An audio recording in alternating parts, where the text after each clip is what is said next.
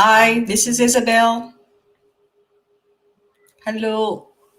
Hope everyone is doing okay.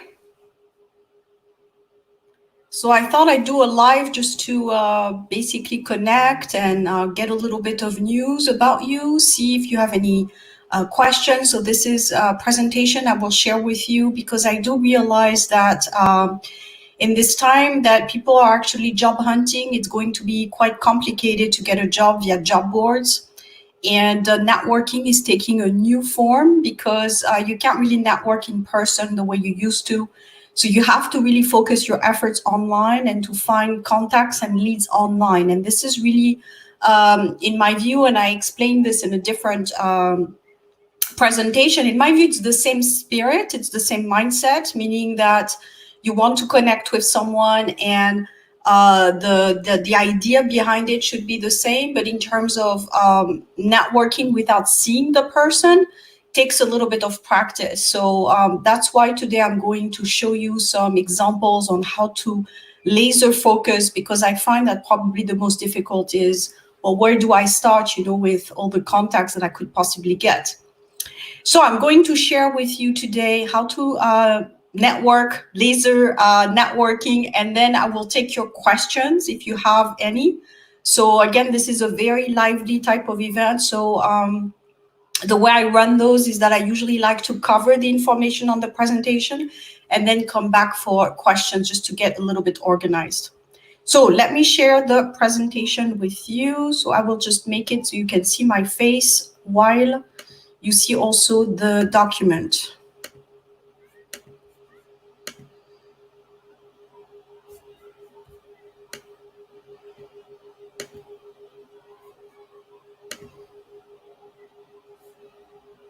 Okay, here we go. I just brought it up. So if you're on my YouTube channel and you've been a follower for a while, you probably know by now that my mission is to help you build skills and potential so that you can gain financial and emotional freedom. So really everything I do is about bringing you more autonomy so that you can do what you want and make a living out of it and not have to go against what makes you happy in this world. So what I will cover today is the 6 golden steps to find your why. I will share with you my book as well, where I talk about this, how to build a great online profile, and finally use the laser focus strategy to get leads. So a few words about me, if you just if you just discovered my YouTube channel right now. So I'm a HR manager by trade. I've worked in multinational organizations, a large organization my entire career for 20 years. So it took me from the United States to Paris, France, and finally 2007, I came to Switzerland. I also had some bumpy start in Switzerland because I left my job, or I was actually out of a job after a year. So actually that was a great opportunity for me to enter the world of international organizations. And I always realized that there was something missing in all these jobs. So my true calling was really about helping others find theirs. And it's really what I like to do. I like to be an independent consultant. It's really my thing. I'm happy to have found it. So now I want to help others find what their thing is and how they can make a living out of it, grow from it, etc., etc. And that's really what I do now. So the 6 golden steps to find your why. Finding your why is really where it starts. Is you have to understand what's important to you. And when I work with people on their skills assessment, which is really understanding what they're good at, what they like, what they don't like, it's a little bit of a summary of their career to figure out where they want to take it from there. What I realize is that if you don't know what your purpose is, what you like, basically, if you don't know yourself, it's going to be tough to find the right fit for you, to find the right, whether it's the right job, the right surroundings, the right type of company. So you're not going to be able to find that if you didn't find your why. So someone who talks about the why is Simon Sinek. He's quite famous. You can find him everywhere on the web. He's someone who wrote a book about finding your why. So he says, dream big, start small, but most of it starts. So he's really someone I would say, those Americans who are really about go-getter, find your purpose, etc. There's a lot of those motivational speakers out there. I let you search for them on YouTube and listen to them to help you find your own why. But really, there's a lot of soul search that you need to do. So I wrote a book where I talk about the 6 golden steps. So you're happy and more than welcome to go and find it on Amazon. And I will share the link at the end of this PowerPoint where you can find the book. So the 6 steps for me to find your why is: number 1, you have to be able to assess yourself. So assessment is really where it starts. That's why I just said the skills assessment. So I work with a consultant if you need to, if it's too much, too difficult for you to do on your own. Sometimes you need to have another set of eyes. You may have already analyzed yourself, what you've done. You may have talked to your friends and family about it and people close to you. But at some point, it's very realistic that you need another set of eyes from a professional to help you with this assessment of what you've done and where you could take your career from there. It's not easy to do it by yourself, so you have to just be aware of that. Number 2 is you have to develop your self-esteem. I think everyone, to some extent, at some point will be dealing with self-esteem issues, because we're not in a world where everything is always nice and happy and perfect, and we're always dealing with people who are not going to be happy with us, who are going to, make us feel bad, etc. So we're going to have to learn how to deal with this. So you're never going to be in a situation where everything is going to be perfect and everyone is nice to you privately and professionally. So all you can do is build some tools and some processes so that you're going to be able to manage your own emotions. So it's really the work I've done myself, and I include myself in the whole developing your self-esteem, because you think, well, people who are out there on YouTube or talking and all that, they have the perfect career and everything is going well. Everyone is dealing, myself including, at some point with some self-esteem issues. And it could be just the fact that maybe at some point, someone wasn't happy with how you responded to something. And maybe it could be also in the private life, etc. So the best way to deal with that is really the step-by-step and learning how to deal with your own emotions, because you can't control what others will say about you or will want or not want to conclude. So in the topic of today, online networking, you're going to have rejections. You're going to have people who say, no, I'm not interested in connecting with you. I'm not interested in working on your project. So you have to learn how to not take it personally and to move forward from that. So that's why number 2 is important before you even put yourself out there. Number 3, get a makeover, meaning that if you're not happy with things about yourself that are a little bit of a challenge. So for example, you think that you're not presenting in a way that you would like to, well, you need to work on that. So it could be, just for example, today, I'm dressed up. There's a reason for this. Of course, it's to look professional online, but it's also because when you're wearing certain type of outfits, you also feel a certain way. So if I come to you today with my sweatpants and my sweater or something like that, I will feel a bit less inclined to feel like a professional, even though I'm still the same person. So it's those little things that you could do that increase also number 2, which is the self-esteem. So, I talk about this in other presentations. No matter how much we say, that attire or looking the part could look superficial, one of the first advice I was given early in my career is to dress like the person above me. So it sounds, again, very superficial, but in a way, if you want to target certain positions, a certain level of,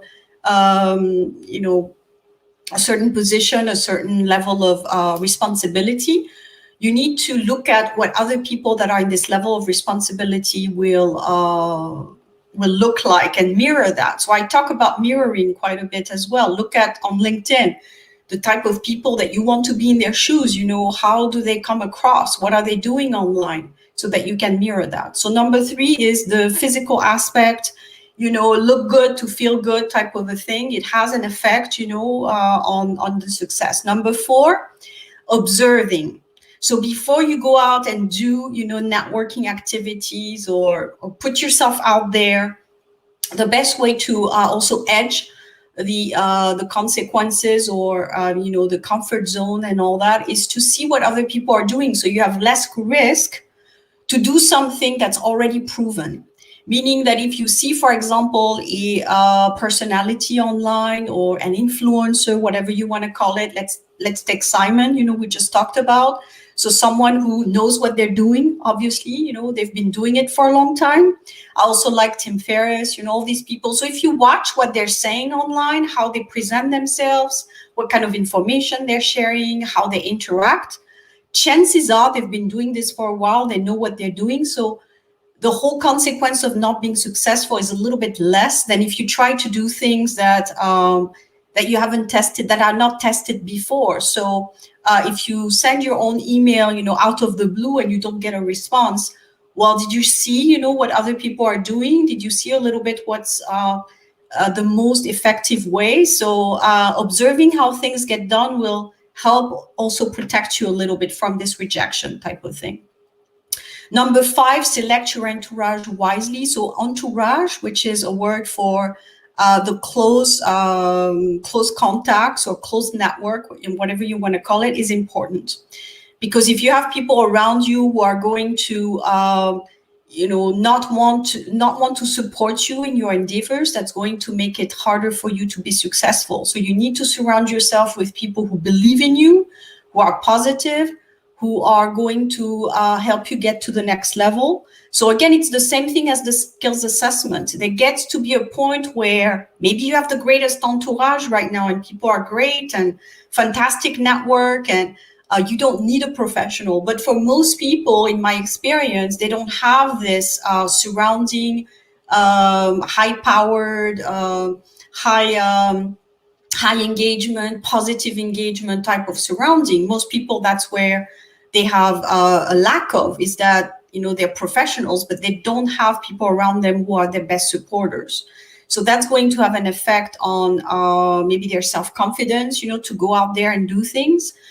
They don't have also people they can mirror. So I know for me, watching other people do activities online is the best way to say, oh, that's how they communicate. Maybe I'll do that as well. But if you don't have those people, then you have nothing to mirror.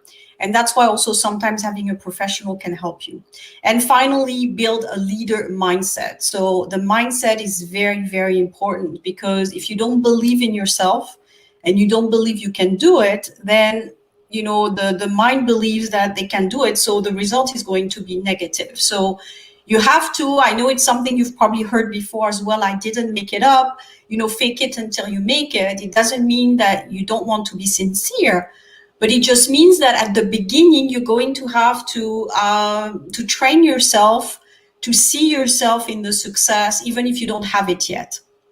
So it means that a lot of people use the visualization, for example, where they have a project, and I use that as well, where they see themselves in a certain type of a situation, maybe a few months or sometimes even a few years.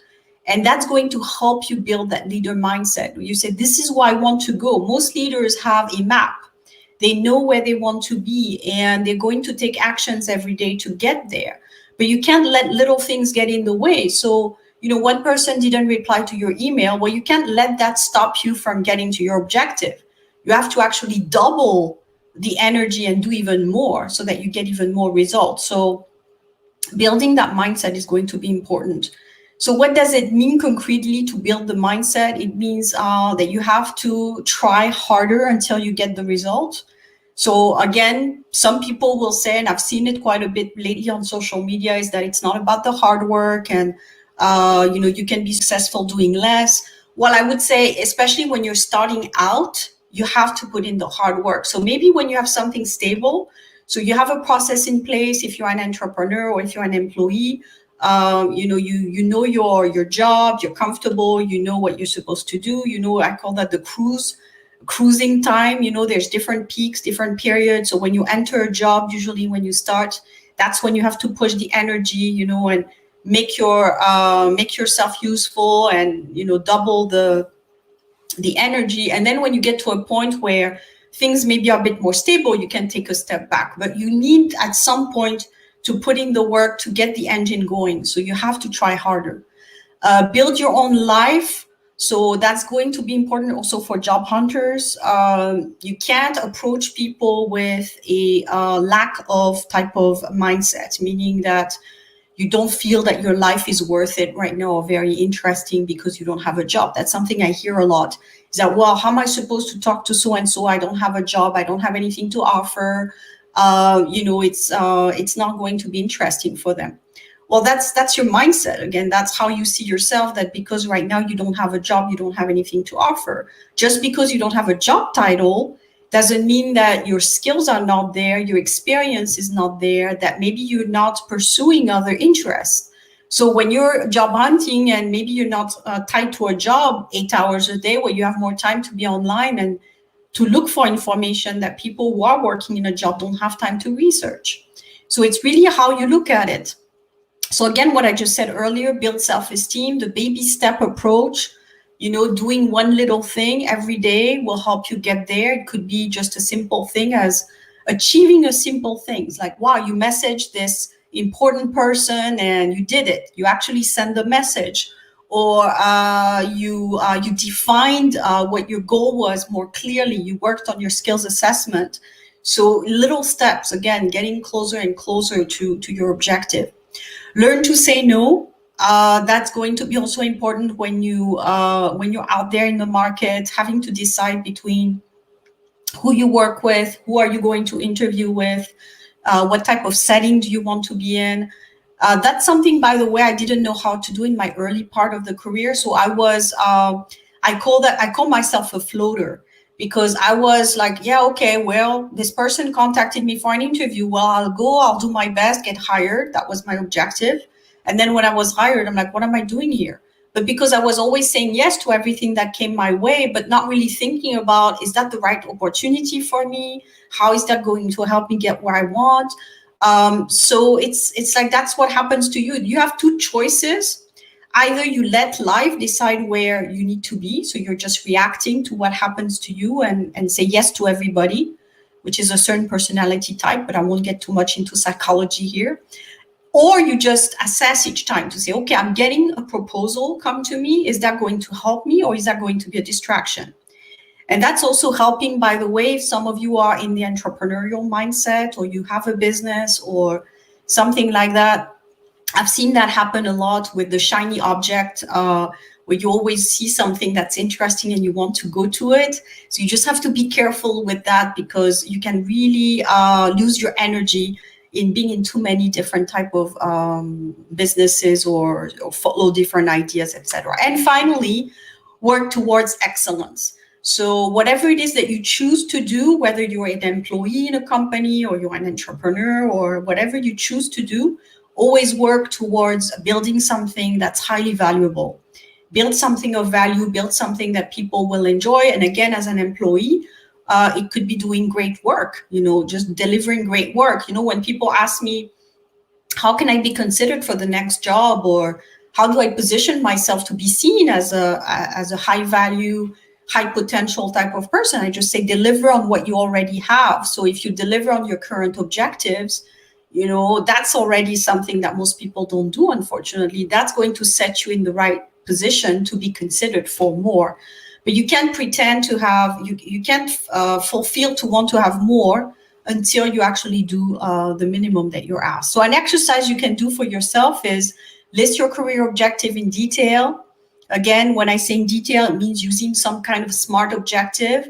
I want to be an accountant in the center of Geneva by the end of 2021 with a multinational, for example. So that's very detailed, because your mind needs detail to achieve something. If you tell your mind, well, I want to be an accountant, that's too broad. So it's going to be hard to find the opportunities when you're not clear yourself on what you want. And then the reason why it helps is because when opportunities come your way, then you'll say, okay, how is that helping me get to my objective of being an accountant in the center of Geneva? If someone offers you a job as marketing, well, that's not helping me with my objective, so I shouldn't consider it. Or, if someone says, well, do you want a job in the Central America? Same thing, it's not leading to your objective. So it helps you also then clean up or say yes or no to opportunities. So what you can do next is list what you're doing now, working, not working.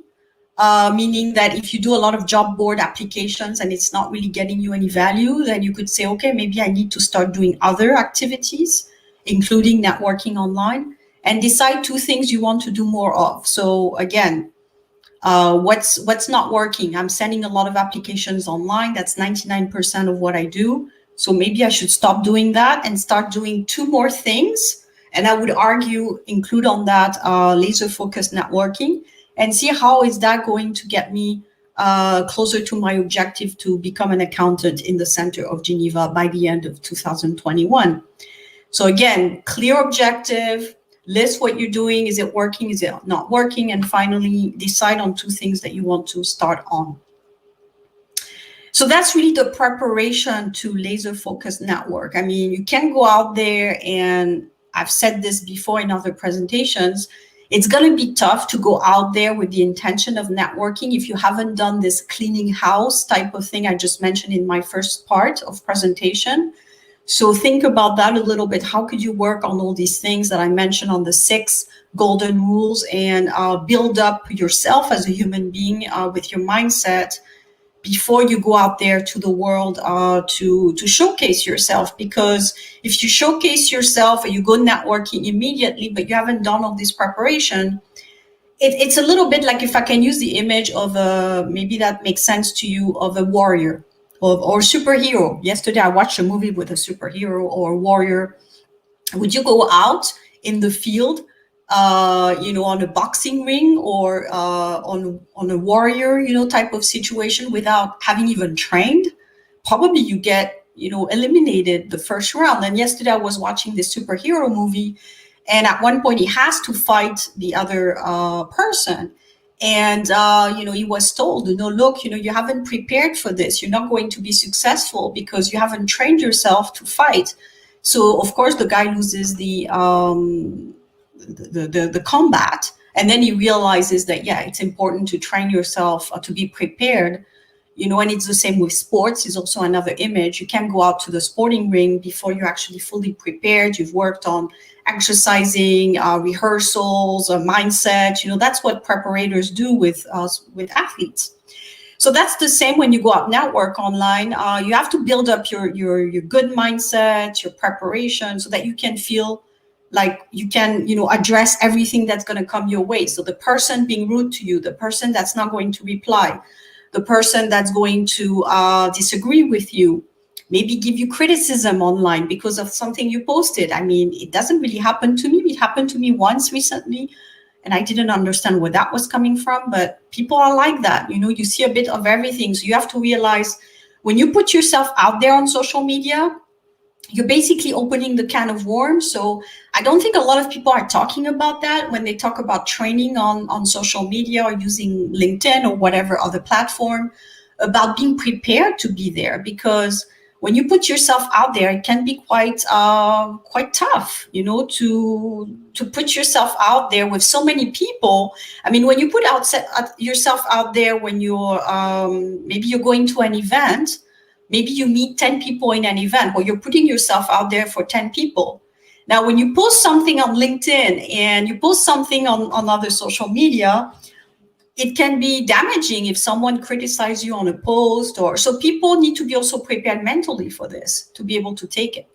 So once you are done with all this preparation, then you can build a great profile. That's step number 2 is, so you feel okay, you know where you're going, you're happy with your project, you completely are buying in your project 100%.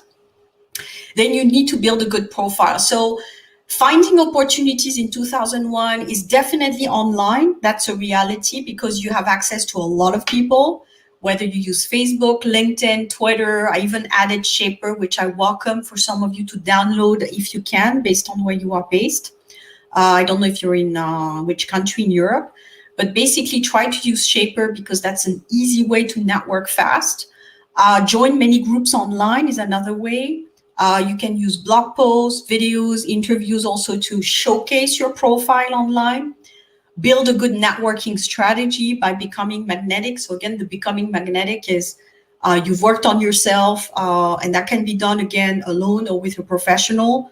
If you're struggling a little bit, I would definitely say get help from someone so that you can have a great personal branding.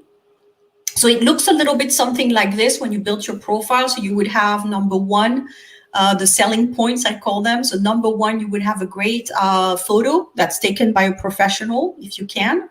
I would definitely recommend that. A great banner. So you can build banners now very easily. If you don't want to build a banner, which there's a great tool called canva.com where you can build your banners or your posts on social media. But if you don't want to get into that because you don't have time, you can just download a photo from a photo stock and just put that on your banner. And that's still more branding than having nothing. I still see a lot of people not using this space here. It's really a space where you can do your branding as well by putting a photo. You can again put your name, put your key zones of your profession, your key points on your profession, your key skills.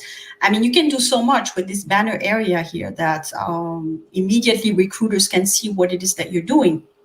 So that's number two, is the banner. And number three, the third selling point, is your header. So your header needs to be written really thought through. But again, the banner is only going to be good as much as you've done your skills assessment. Meaning that if you're still the floater, remember, I talked about my career floater part of the first part of the career. If you're in that situation, you're going to change your header all the time. So that's going to confuse the market, because one day you say, oh, I think I want to do marketing. The next day you say, okay, I think I want to go more towards project management. You're going to react to what the market sends you, maybe as feedback, or because you're not hearing from your applications. So you're going to be a floater. You're going to change all the time, and the market is going to get confused. It's like, well, are you that, or I'm confused. I just visited your profile 2 days ago, and now you're changing it again. So, and by the way, I do edit my profile once in a while, but I'm not changing my positioning all the time. So there's a difference between changing a few words here and there, or changing your positioning, meaning what you do, all the time, because that's going to create some question mark with the market. They're not going to know who you are, what you're doing, and therefore they're going to be worried about calling you in for an interview because they're not sure about you. It creates doubt in their mind. So the best way to secure people who visit your profile online, again, I'm taking a very broad spectrum here. If you're an entrepreneur, business owner, a professional who's looking for a job, the best way to have a great online profile that brings you this attraction is to be very, very clear on your positioning, what you do, for whom, how, and very, very clear so that people can get it very quickly. So you don't want people to question mark your profile, like, well, what are they doing exactly? Or because the question mark means they're going to go to the next profile, because the people don't have time to think about you and what you do, etc. So you want to be clear. Again, for me, it's helping leaders elevate their careers to new heights. That's what I do. Now, another person could be helping entrepreneurs find their niche markets, or helping entrepreneurs double their revenues. Or if you're a professional, it could be, I help the finance departments, build their processes. Or again, it would have to be a bit more marketing like, but you need to be clear on what it is that you do and for whom. So who are you helping in your profession? And then you can put your email. Always recommend to put your email, because then people can message you if they don't have the LinkedIn premium, or maybe they're limited in terms of emails.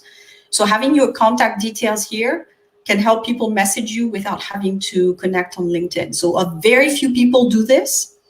I've seen very few who have their email in their profile. I think if you want to be connected with, or if you want to be contacted rather, it would make sense. It would make logical sense to put your email here. So those are the three selling points. Then again, people can say, well, what about the about section? What about the history? Those to me are secondary. They're going to be something that people will look at like second or third visits around, depending on what they want to build with you. Are they trying to maybe do some real business with you? Then maybe they'll visit again your profile to make sure you have what it takes in the job if they want to interview you.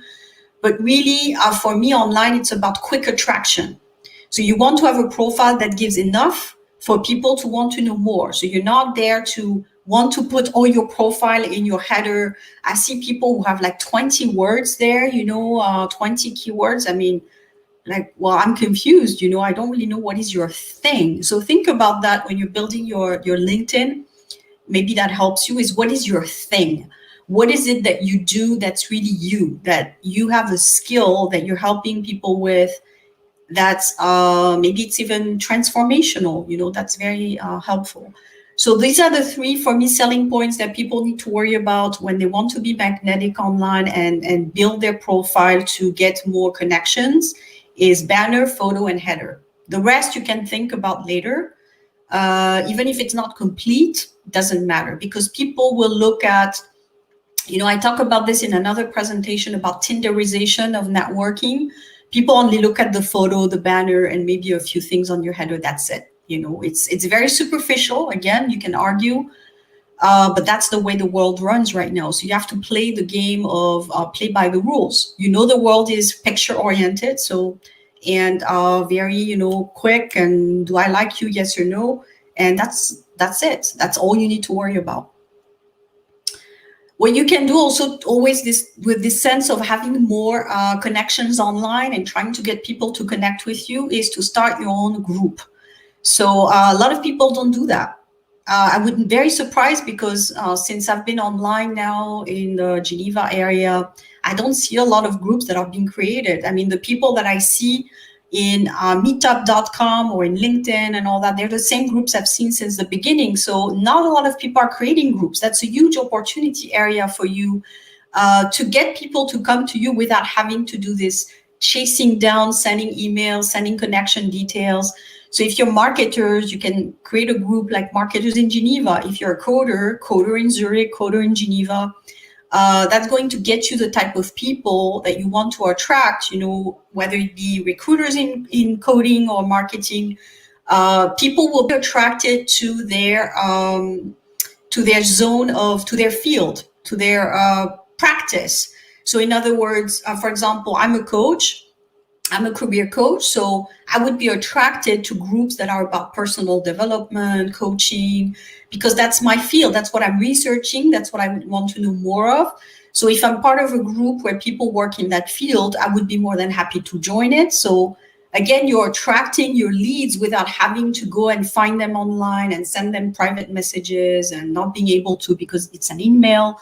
So the easy way to cut through the chase is just create a group. Then all these people will be attracted to your group, and you will identify people who are exactly the type of people you want, laser focused in your profession. So you will have the head of marketing from the big companies. You will have the specialized marketing people in the Geneva area who want to join your group. Again, the titles that I've created there are not maybe perfect. Maybe you could refine them. So again, with the idea of marketing behind it, high-powered marketing professionals in Geneva or something like that. You always have to think about the psychology behind it.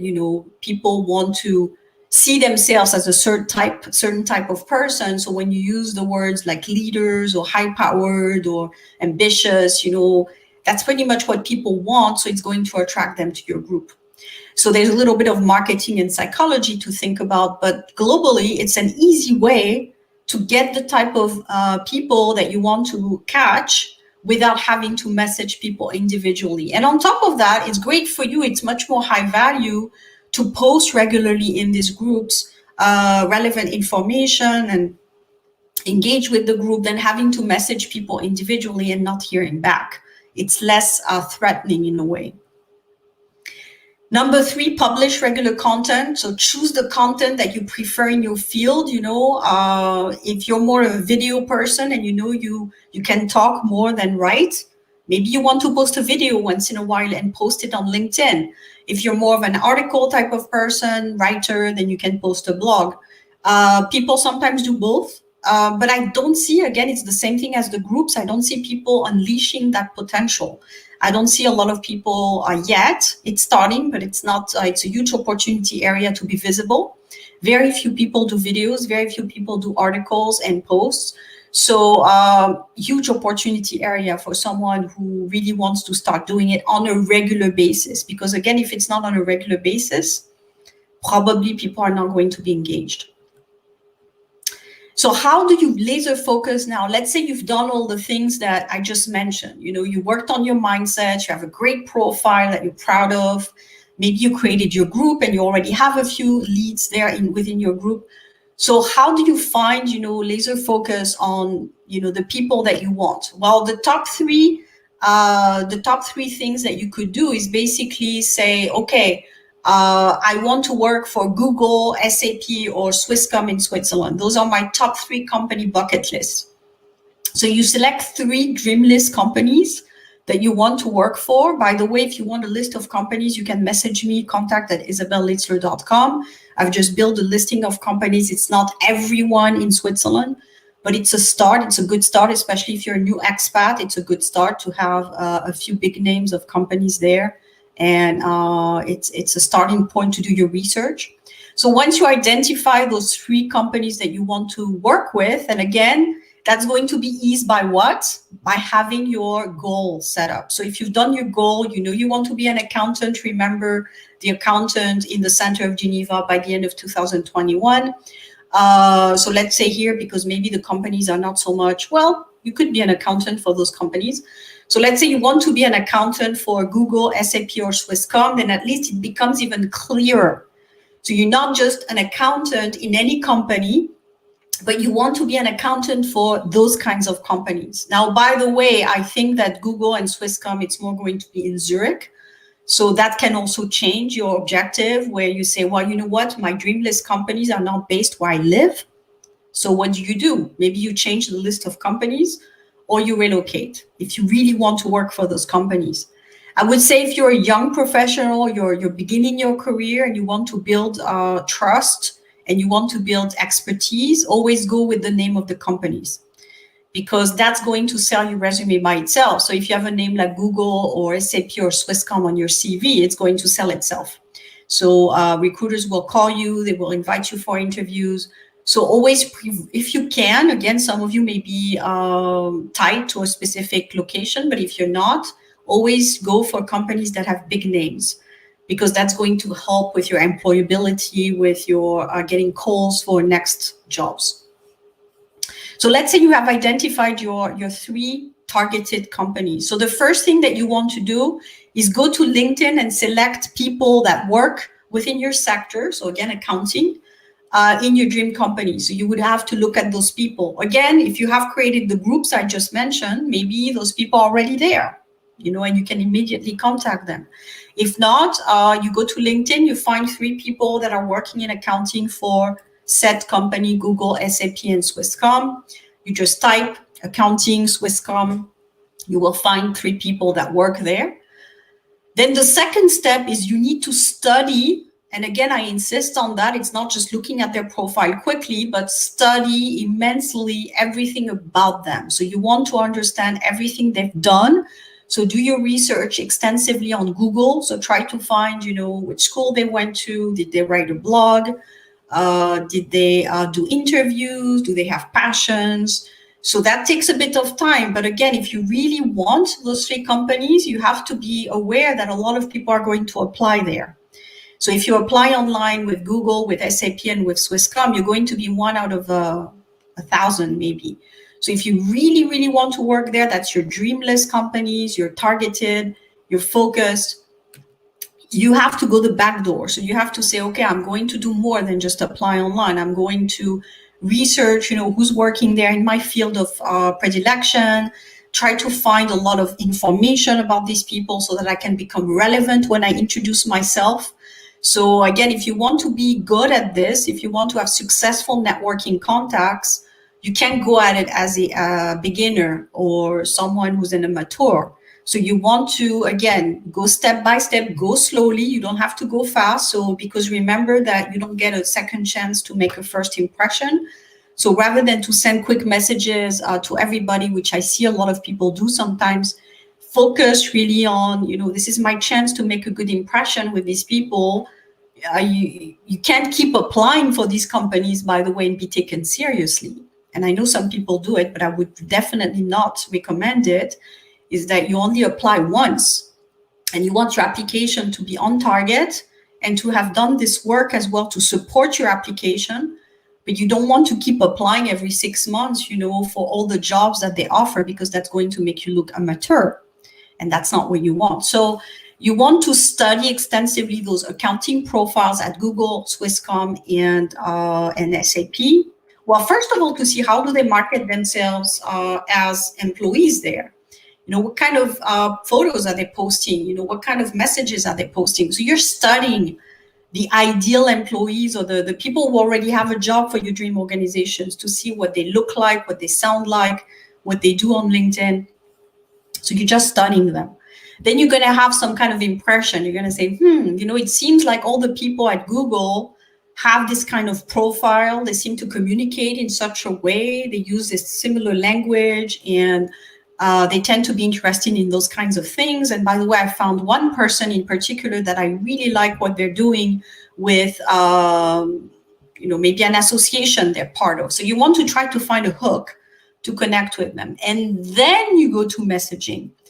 So you realize that now I've been talking for at least 40 minutes, and I'm only getting to the part that you all probably have in mind when you wanted to watch my streaming, is about messages.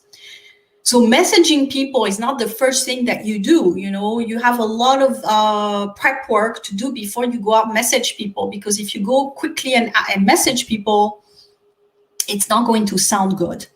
Just like yesterday, I've done my first lunch and network, and I realized this was live and we're doing it in person. It wasn't messaging, but I just made a note of a few things that people were communicating, and it was not necessarily the first thing you want to say with somebody.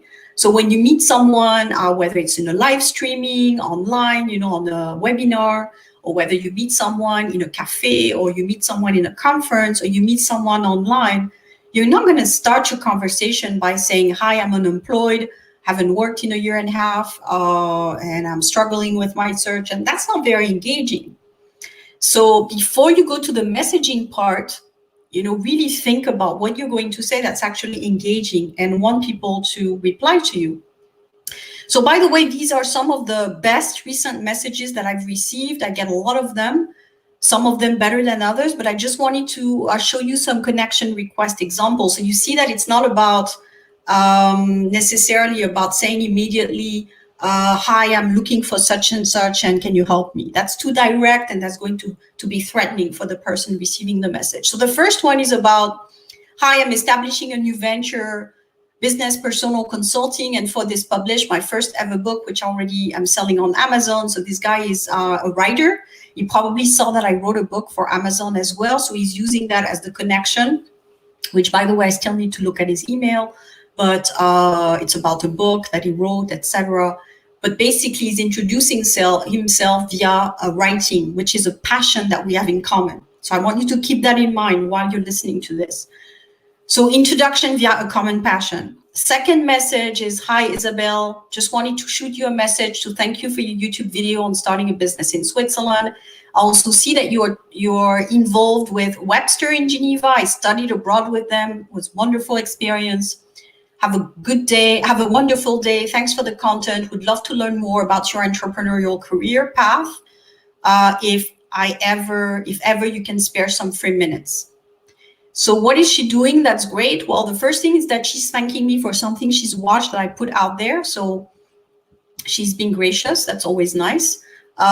She's using a common thing we have, which is Webster. And finally, she's, again, same as the first person, going with a passion of mine, entrepreneurship. And she's curious to know more about it. I'm curious to know more about your entrepreneurial career path. So what that tells me is that she actually looked at my profile. She actually saw that I was really involved with entrepreneurship, just like this one saw that I wrote a book. Now, third person, "Hey, Isabel, how is it going? I'm a therapist and a coach, and I create lots of original content about all things brain, mind, and body. I'd really appreciate your connection only if this interests you." So he's also using a common passion in a way, or a common thread there. So again, books here, passion number one. Number two, entrepreneurship. And finally, psychology, which if you look at my profile, you see that I'm really involved with learning about psychology and definitely coaching and all those things. So the three of them, what they did well in their connection is that they studied my profile. They looked at my profile and they actually thought, what is the thing that I have in common with this person that we can share, where we can bring each other potentially some value? So it's not about, hey, Isabel, I'm looking for a job. Can you look at my resume?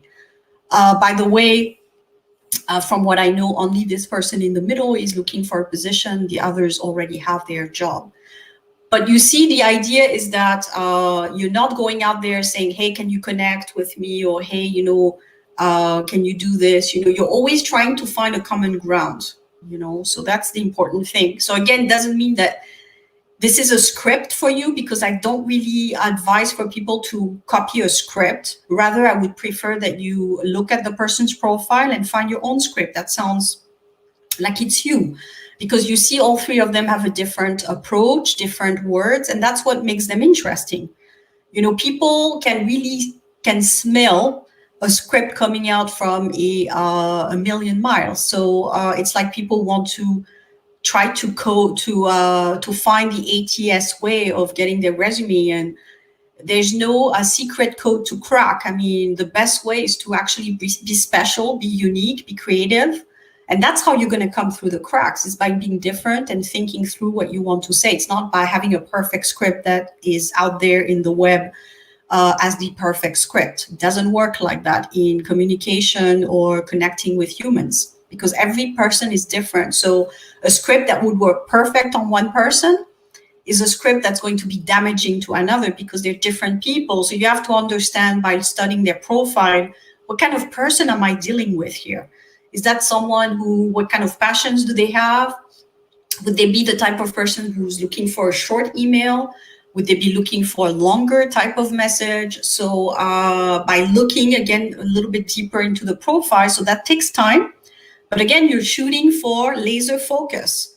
So when you're connecting with people with Google, and you're shooting for your accountants in Google, SAP, and Swisscom, there's not going to be hundreds of people you can connect with, only a few relevant contacts. So you'd rather spend a week trying to laser focused on finding the right contacts with these three companies, rather than to try to message anybody in Switzerland. You're going for, see yourself as a watchmaker, as a very Swiss watchmaker that's building this very precise watch. So you're building your precise connections that you need. And that's going to be much more efficient than just messaging people left and right. And again, if you're an entrepreneur and you're selling a product, and there's a lot of entrepreneurs out there who are selling products, and they say you need to message people and message and message. But that's more if you're out there, with an offer maybe. And even then, I would question mark. People don't really react very well to massive messaging these days, because they get so many online. I mean, we get messages on our inbox, even on the texting. So I know I hate that when people message me, those scripts that they copy pasted to everybody with your first name on top, and you can tell it's a script. It's really annoying. So rather than to go for, again, messaging a lot of people a same script, I would rather go with this very focused, tailor-made approach. So actually having an exchange with one of the people I just mentioned, I really thought about the art of asking good questions, because I really thought that's really an icebreaker that works very well if you can ask good questions, as opposed to someone who's not very good. And again, it's a skill that you can build. Maybe not all of us are like that, good at asking good questions. But if you want to build a powerful, very good network, as Tim Ferriss says, go long and narrow. Meaning, again, go for those focused network contacts, and you have to learn the skill of asking good questions. So once you're connecting with someone, the way you're going to be able to turn that into a partnership, business deal, interview, all the things that basically people are looking for when they're on these websites, you're going to have to learn how to be a good person asking questions. So maybe you want to get started by watching maybe some podcasters to see how they interview people. You want to watch, so yeah, journalists, podcasters is a good way to start looking at how people do that. And you want to start building also the questions that you want to ask people that you connect with. So think about what you want to learn from them. So there's usually two steps when you're asking questions. So the first one is basically you want to start with the easy questions, meaning something very simple. You know, how many years have you lived in Geneva? What is something you love doing in your free time? You know, and very, very simple, very low key, so that you see if people start engaging. If they're not engaging, then I wouldn't waste too much time trying so hard, because there should be some kind of an element of engagement. If someone is not interested in talking to you, they're not going to reply. So one way you can find out without, I would say, too much damage on yourself or on your self-esteem is if you see someone is taking a long time to reply. That's a way usually I know someone is not engaged. So if they take several days or sometimes even weeks to reply between each question. So, you know, maybe you send 2 questions and each time it takes a week before they reply. For me, that's a deal breaker for a connection, whether it's any kind of purpose for the connection. That's not someone I'm going to invest time in because they're not engaged. So that's one way to find out. Now, if people reply quickly, then you can see they're engaged. So then you can go for more questions. Well, what brought you to Geneva? How did you make the move from, I said Texas, it could be anything really, from Texas to Geneva or from Finland to Geneva. And then you can start asking the questions you're really interested in. Like, is there anyone you know I could talk to in order to grow my research on banking in Switzerland? Would you have 15 minutes? I can interview you for my blog, video, or paper. So you can start asking those questions once you see that you have a lead. But you're not going to know this immediately, you know, so you need to test further. First, you test with the low stake type of question. So the rejection is not going to be a huge ordeal. So, you know, ask them a simple question. How many years have you lived in Geneva? They're not replying, or they take a week to reply. And that's probably not someone you want to invest in. Now, if you see they reply quickly and they're engaged, then you want to go for more follow-up questions and get them to the interview online, or even ask them the questions online if you don't want to set up something, you know, in a video call. So that's really the step-by-step approach to see how much lead you have. So going back to the example of the accountants, out of the 3 people you message in the said organization, if you see person number 1 is not replying or takes a week to reply, probably not your best contact. And hopefully out of the 2 or 3 that you message, one of them will be more engaged, and you can move that connection to a lead and start asking more questions. And then this person will become your best internal contact to talk about you if you were to apply for these organizations. And then you have an insider contact that can help you get seen inside the organization. But it takes time. That's the thing. It takes a little bit of time to build this, but you're going for, again, the laser-focused approach, wanting to have with a very, very precise goal in mind, as opposed to, let me just spray and pray, you know, which is, let me send my resume everywhere in Switzerland and hope something comes up. So another example of insightful questions, and that's from the book Tribe of Mentors that I really recommend, by Tim Ferriss, because he's interviewing successful people, relatively successful people, and that's what the book is about. It's just getting the insights from these great people who succeeded in their fields. So highly recommend you either listen to it on audio or read it. So those are some of the questions he asked that you can really use when you're doing your networking exercise. So the first one is, what is the book you gifted the most, or what books influenced you the most? So again, you're not really talking about job search or sending your resumes, or you're building rapport first. You're trying to know the person first before you do any kind of asking. If you could have a big billboard anywhere, what would it say? What is the unusual habit or absurd thing that you love doing? So again, those are great icebreakers, because they're not putting people in a position that they feel they have to offer something to you, or that they have to produce something. And usually what happens when people network online is that they show up too quickly with an ask. Like, can you do this for me? Or do you know this person? Or can you look at my resume? And people are not going to be engaged to do something for you until, they want to engage with you. So again, it's a step-by-step approach. So how do you turn a contact into a job lead? So after you message with your first introduction, maybe you send them an invitation to go to a video call, what I just explained, hi, thanks for accepting my connection. I would love to get a chance to ask more questions about your expertise. So again, you're not doing a direct ask at this stage.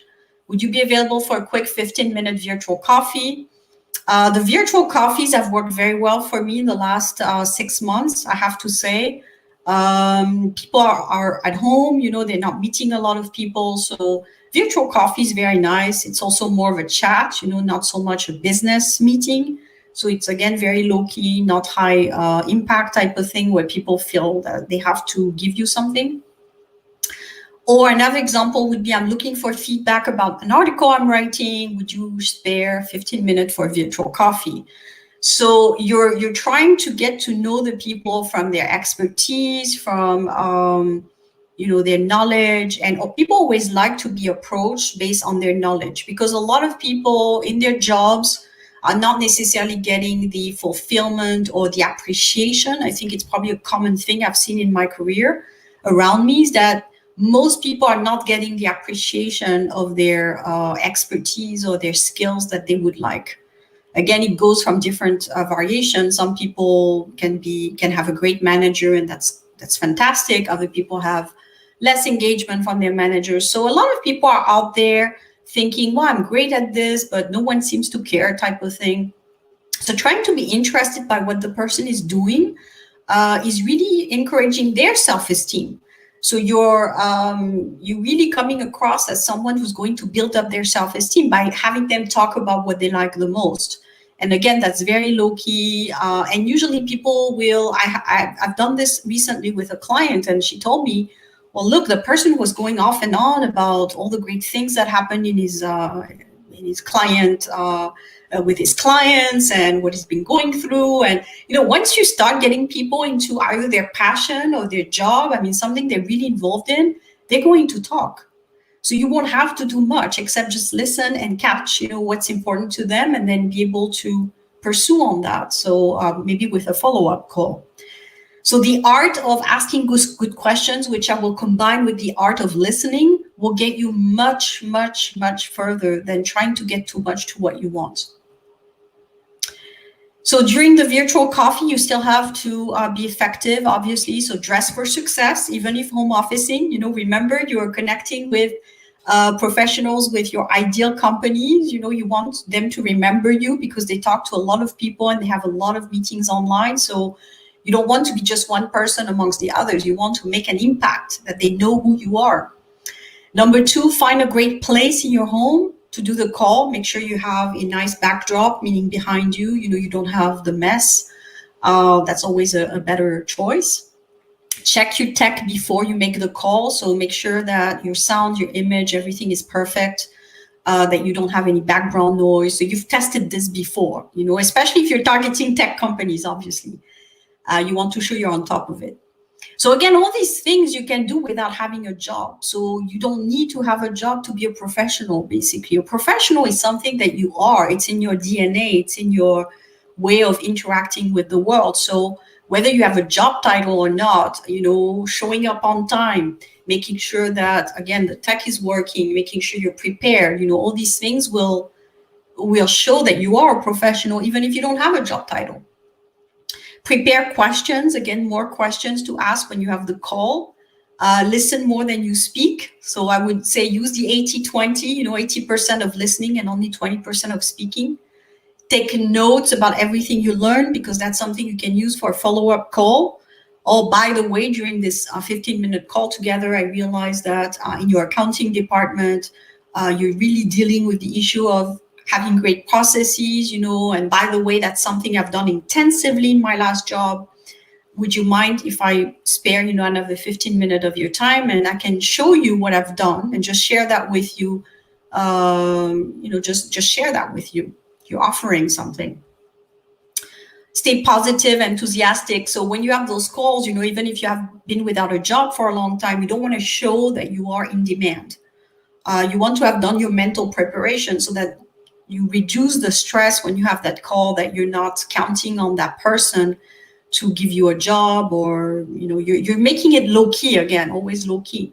So the way to do it where it's low key is that you want to have a lot of those calls, enough where you're not depending on one person giving you additional time or turning it into a job or anything like that. Because if you have enough of those calls and you have several processes going on and different interviews and everything, then if one person is not replying, or it didn't work out, or they're not, they're just not pursuing with you, it doesn't matter, because you have other leads going on. And usually where the stress is becoming important is when people have too few leads. So they're counting on that one person that they're talking to turn that into a job or into something more, and it doesn't happen. And then you're without nothing. So you want to build enough of those calls that you have a pool where it's there's movement there, there's potential. So if Susie from accounting is not replying to you, well, you have Paul in the other organization who seems more interested, or you have John, who's actually more happy to talk to you. So you have enough of those calls and talking to people where you're energized. So you remember, think about it as get yourself booked. That's going to get you, again, raise your self-esteem. You're talking to people. You're probably going to learn more by doing this exercise than you would learn on companies trying to look at their website or what have you. So the virtual coffee for me is an excellent way to get knowledge of the company, to build up also the connection and so forth.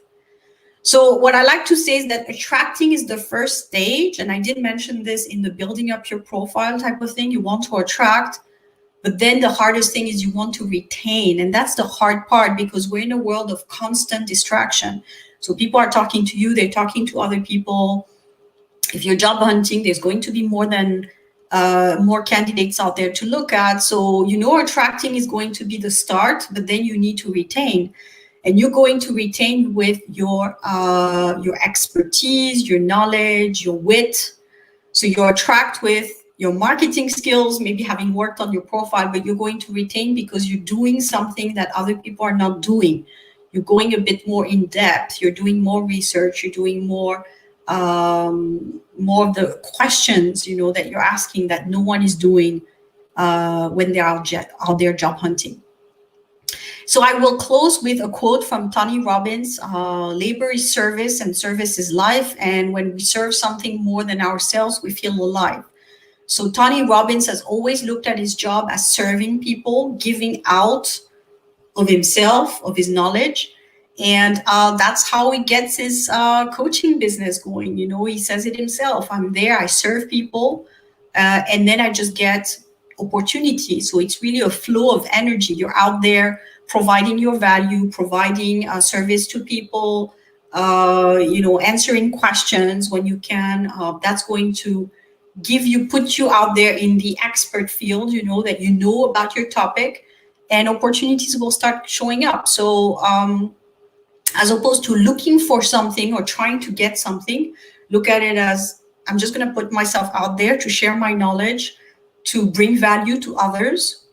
And people will see that. They see that you're genuine, that you're good at what you do, that you get results, and they will be attracted to that, and they will want to interact with you.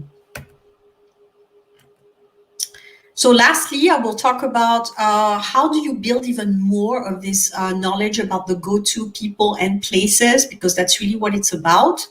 I have a club called The Club. Basically, it's a high-powered club for, I would say, people that are professionals and want to upskill themselves, get to the next level. So this is where we talk a lot about networking, and we work a lot on the skill. So this is something that people like myself can help with in terms of mentoring. So I let you check the website, the club /c.com.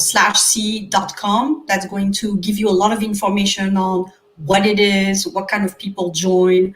Also, you learn about the speakers. And if you feel that that's a good potential support for your job search or your next career step, if you're employed, then feel free to book a call with me. All the details are there to book a call with me. And finally, I wanted to give you this is the book I mentioned, where you have the 6 golden steps, creating career opportunities. It's everywhere on Amazon. So wherever you're based in the world, you just type on Amazon, creating career opportunities, and you can access the page based on your country. And it will give you how to download it. It's basically an ebook. So you can get it immediately, download it and read it, because I'm giving a lot of this information about how to be approached, basically. So it's not so much about how to go and approach people, which is, first of all, it's a lot of work. And it's also the part where you can get rejected. So rather than to put yourself out there to potentially be rejected, the best way is to attract, and then people come to you. So you don't have to worry about being rejected. So this is the book, again, on Amazon, Creating Career Opportunities. And if you want to message me, you have my email there and my website, where you can see my coaching programs and so forth. So I will go back to the streaming so I can answer some questions. So let me just get rid of this. Here we go. So I've got some people who joined. So we've got Lynn. Hello, greetings from Nairobi. Wow. Yes, great. Hello, Lynn. Nice to have you online. We've got Vikash, who's saying hi. Hi, Vikash. So I'm here, I'm all ears, or rather I'm all eyes, to watch if you have questions based on all this information, because it's a lot. So if you have questions, feel free to post your questions in the chat and I will answer.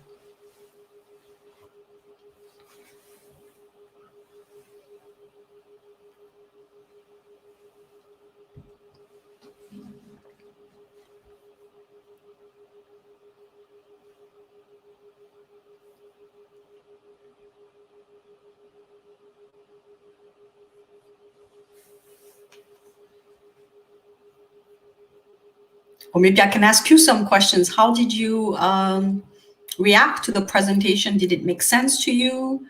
Do you think that's something that you can maybe try in the next days? I'm just curious to know your feedback.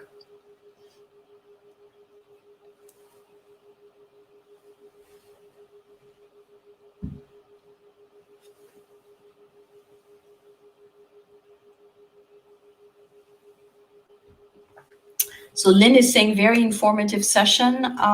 Thanks for sharing.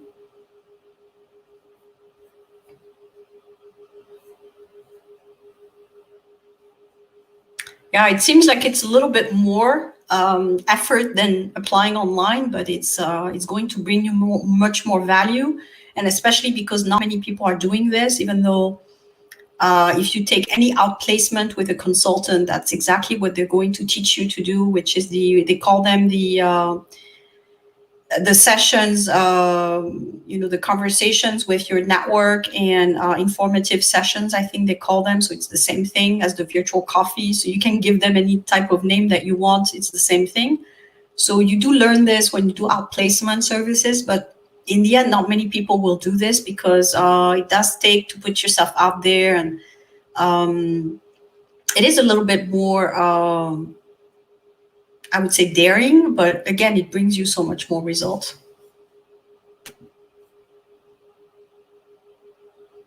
So Lynn is saying, I will definitely take the approach you've presented. Well, try it. I'd be curious, and feel free to message me. I'd be curious. Go ahead and try to practice some of the things I mentioned in the presentation, and let me know how it goes for you. Did you get engagement from someone, and were you able to turn that into a lead, or someone who can provide more information to you? I'd be curious to get your experience practicing it in your day-to-day.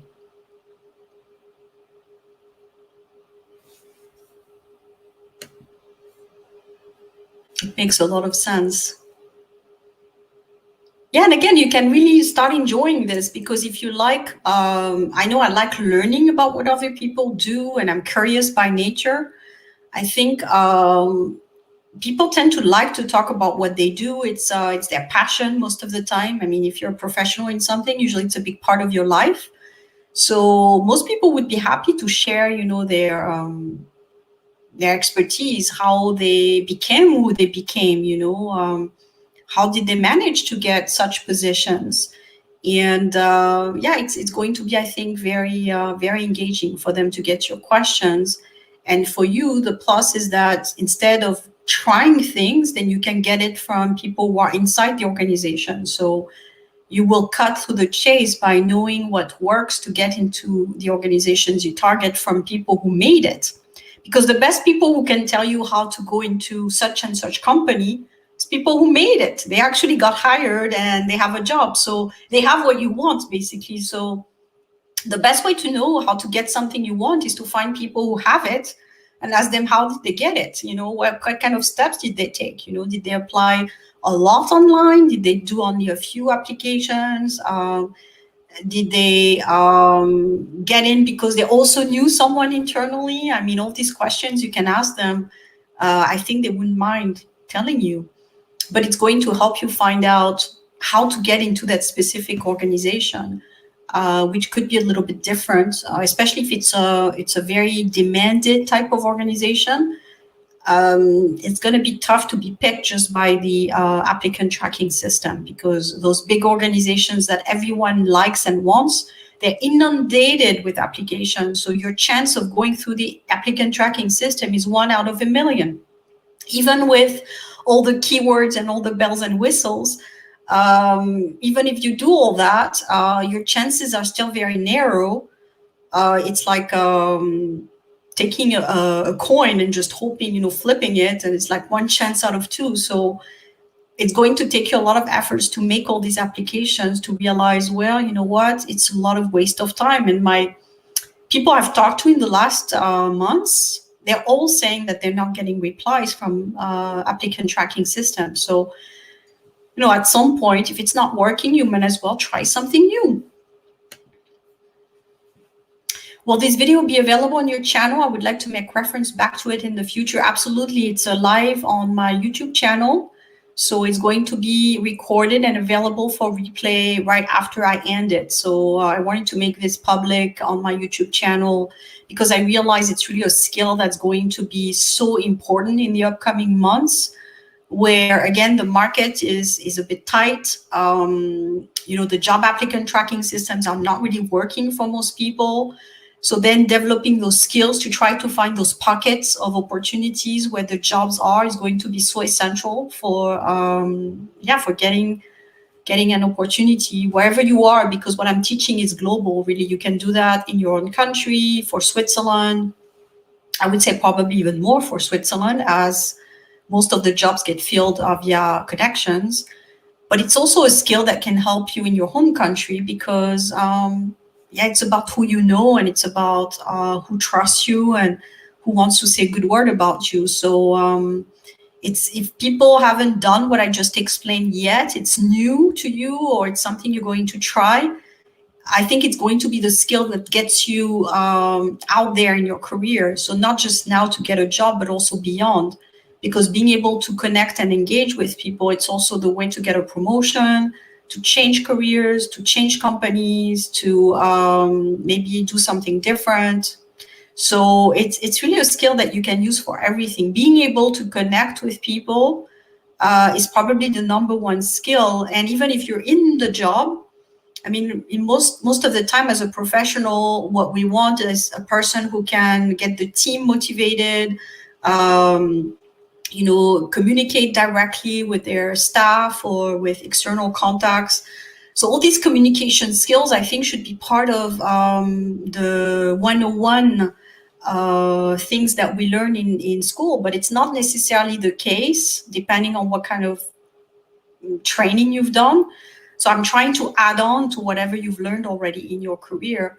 But developing those skills is really practice, because even if you do learn them via a course or via school, it's practice. I mean, dealing with people is practice, and you need to have a few rejections to learn what works and what doesn't, even myself included. I mean, I've done a lot of things to connect with people in my career, and I see what works, what doesn't, and it's very individual. Some people have really their trademark where they say, okay, for me, communicating with people is when I do such and such, and for other people, it might be completely different. And not everyone has the same vision about networking, So this is based on all my years of experience, what I've shared with you in this presentation. And I think that it's like a well-oiled machine where, for me, you need to have all these parts to get there. Because I noticed that some people try to network with me, but they haven't worked on their profile. They haven't worked on their confidence levels and all that. So they will become a bit shaky in the boots, as I say, meaning that you will find when you communicate with them that they don't really know where they're going. So for you, it's like, well, I don't know how to help you if you can't tell me what you're looking for. So having cleaned up almost that first part is going to help you get more connections and more engaging connections as well. So yeah, the video will be available for replay. I'm happy to get your feedback on it, especially if you try some of the exercises and you actually get some results and it works for you. I'd be curious to know. Also, if you have some additional things that you would like to see in this presentation, because I'm going to take it to for another platform and more customized type of goal. So if you have some things that you would have liked to see in this presentation that you didn't see, I would like to know about that as well. Just feedback in general, what you liked, what you liked less, so I can adjust it, would be fantastic. Okay, well, I don't see any questions at this stage. You can always ask your question below later, or maybe for those of you who watch this as a replay, you weren't in the live streaming, feel free to ask your question below. I always check on YouTube if I have questions under the videos. I usually reply. Of course, if it's an actual question, sometimes I have messages like, hi, Isabel. Well, okay, but it has to be an actual question.